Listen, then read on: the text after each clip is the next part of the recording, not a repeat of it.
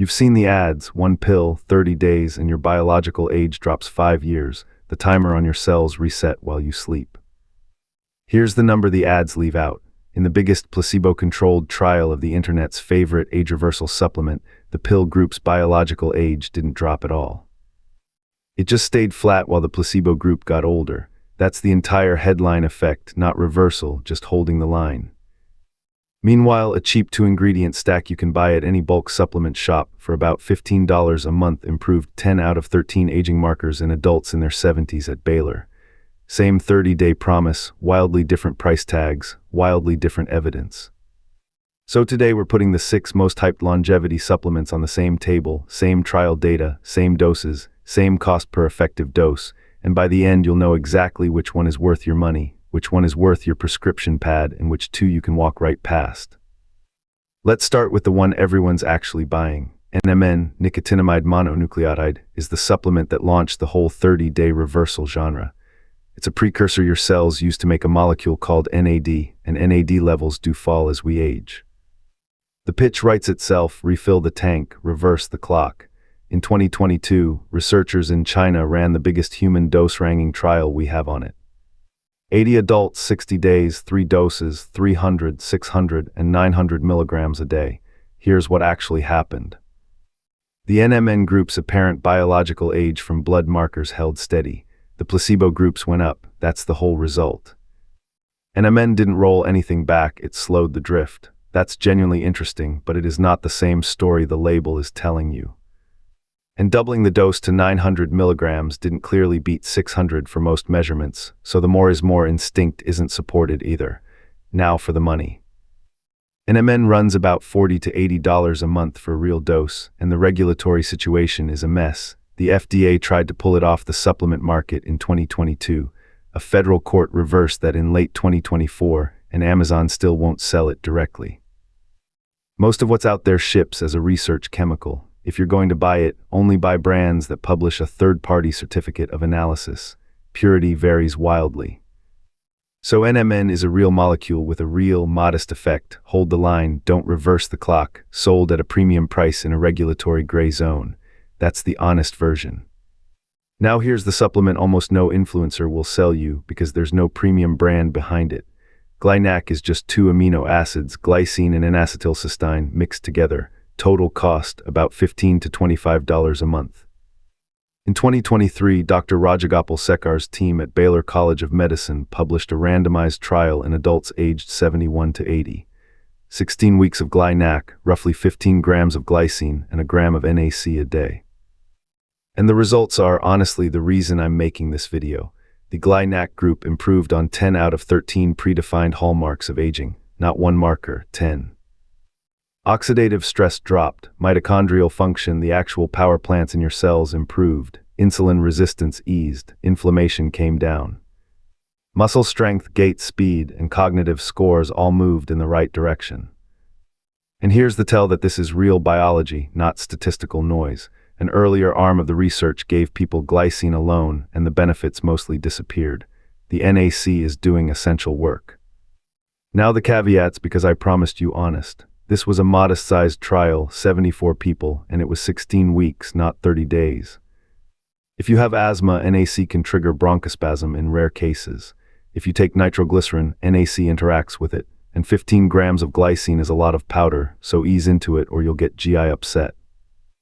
But on cost per effective dose, on breadth of benefit, on safety profile, nothing else on this table beats it. That's the value pick. Quick pit stop because this one is almost embarrassingly cheap. Vitamin D3 at 4,000 IU a day for 16 weeks lowered epigenetic age, measured on the Horvath DNA methylation clock, by 1.85 years in a trial of overweight African American adults. $5 to $10 a month, nearly 2 years shaved off a validated aging clock. But in this matters, the benefit really shows up in people who are actually deficient to start with.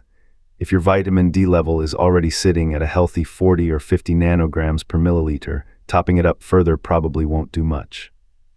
So the actionable move is not to just start swallowing D3 blind, it's to get a baseline blood test, and if you're low, correct it. That test costs less than a bottle of NMN. Now we need to talk about the drugs because half the longevity internet is quietly rebranding prescription medications as if they were supplements. They are not. Let's take them one at a time. Rapamycin, this is an mTOR inhibitor. At transplant doses, it's a full-blown immunosuppressant. At the low weekly dose the longevity crowd uses, it looks safer, and the Pearl trial in 2024 gave us the best data we have. 48 weeks, 5 or 10 milligrams once a week. Results, safe in this population, about a 5% increase in lean muscle mass in women on the higher dose, reduced pain, and only modest shifts in aging biomarkers. Not a fast biological age eraser, a slow, subtle nudge. Cost is $50 to $200 a month from a compounding pharmacy, and it requires a prescription and a real doctor. The most common side effect at longevity doses, mouth ulcers in 15 to 30% of users. Corticosteroid mouthwash clears about 87% of those cases, but you need someone monitoring you. And critically, if you get a serious infection or need surgery, you have to pause it. This is not a set and forget supplement. Metformin, prescription only in the US, dirt cheap at $5 to $15 a month, and the massive TRIIM trial has been running since 2015 to see if it slows aging in non-diabetics. We don't have the final answer yet. Early hints on inflammation and metabolism are promising, but the trade-off is real. Chronic metformin depletes B12, it can blunt some of the mitochondrial adaptations you get from exercise, and it's contraindicated in significant kidney impairment. Then there's the TRIIM protocol from 2019, the trial everyone cites when they say aging has been reversed. It's a cocktail: recombinant human growth hormone plus metformin plus DHEA. 9 men, 1 year, about 2.5 years of epigenetic age reversal on the GRIM age clock. Real result, real trial, but recombinant growth hormone can promote insulin resistance, cause edema and joint pain, and is contraindicated in active cancer. DHEA is a hormone precursor that can swing your estrogen or testosterone in unpredictable directions. This is a supervised medical protocol running in the thousands of dollars a month, not a bottle you order online. If any of this interests you, please work with a longevity-trained physician who can order baseline labs and actually monitor you. These are drugs, treat them like drugs. Time to save you some money. Spermidine, sold everywhere as a longevity supplement, priced around $30 to $60 a month. The best trial we have, the SmartAge trial, 12 months, published in JAMA Network Open, gave adults with subjective cognitive decline 0.9 milligrams a day, and found no meaningful memory or biomarker benefit versus placebo. Higher doses might work, but they haven't been safety tested. At the doses actually in the bottle, the evidence says, pass. Taurine, in 2023, a big paper in Science suggested taurine deficiency was a driver of aging, and taurine became the supplement of the year. In 2025, a follow-up Science paper found that taurine levels don't reliably decline with age in humans. The whole premise wobbled. Taurine is cheap and safe at 1 to 3 grams a day if you want to try it, but the honest label right now is, the evidence just went from promising to unclear. Don't build a stack around it. And one more thing to skip mentally, monthly biological age tests. Consumer epigenetic clocks can vary by 3 to 5 years between draws in the same person on the same day. If you retest every month, you're going to chase noise and drive yourself crazy. Retest every 6 to 12 months, same lab, same time of day. That's the signal.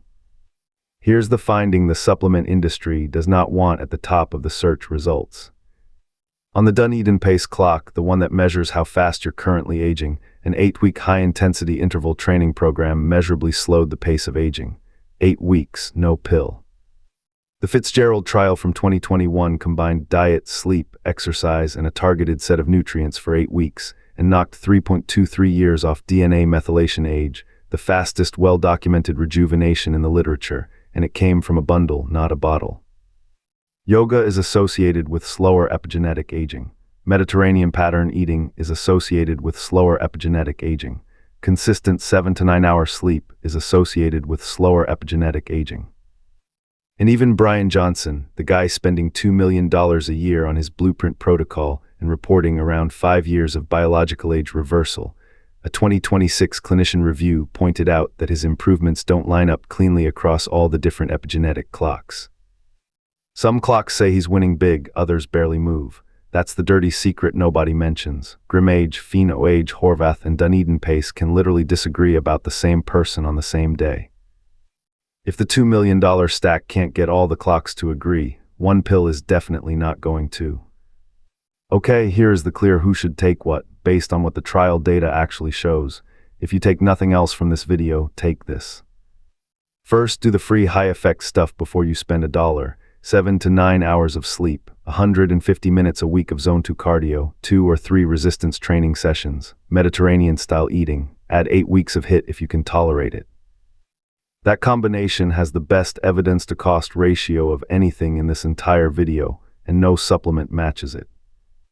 Second, get a baseline vitamin D blood test. If you're deficient, correct it with 4,000 IU a day. Cheap, safe, real trial evidence. Third, if you're going to add one supplement for its cost per effective dose ratio, especially if you're over 60, it's GlyNAC, roughly 15 grams of glycine and 1 gram of NAC daily. Skip it if you have asthma or take nitroglycerin, and ease into the glycine to avoid GI upset. Fourth, skip spermidine at the doses sold in stores. Hold taurine judgment, cheap to try, don't expect miracles. Fifth, NMN and NR are legitimate but modest. If you buy only from brands with a published third-party certificate of analysis. Expect the drift-slowing effect from the trials, not the reversal from the ads. Sixth, rapamycin, metformin, and anything in the TRIIM family are prescription decisions. Do not source them from gray market vendors. If you're interested, work with a longevity-trained physician, get baseline labs, and know that you have to pause before surgery or any acute infection.